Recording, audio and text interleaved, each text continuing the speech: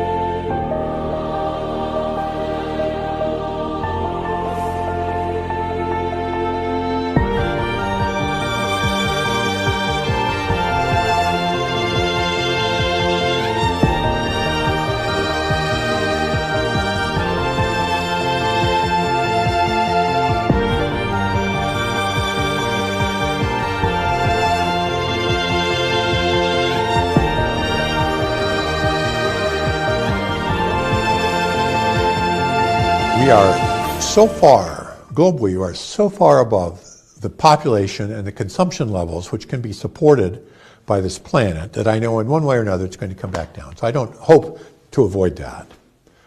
I hope that it can occur in a civil way, and I mean civil in a special way, peaceful. Peace doesn't mean that everybody's happy, but it means that conflict isn't solved through violence, through force, but rather in other ways. And so that's what I hope for. That we can, I mean, the planet can support something like 1 billion people. Maybe 2 billion, depending on how much liberty and how much material consumption you want to have.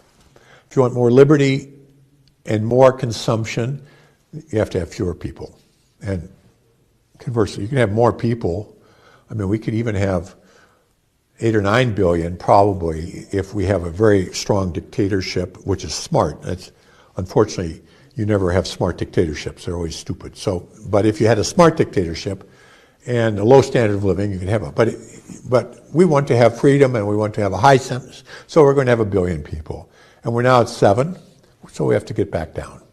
I hope that this can be slow, relatively slow, and that it can be done in a way which is relatively equal, so that people share the experience and you don't have a few rich, trying to force everybody else to deal with it. So those are my hopes. I mean, these are pretty pessimistic hopes, but I mean, that's what lies ahead.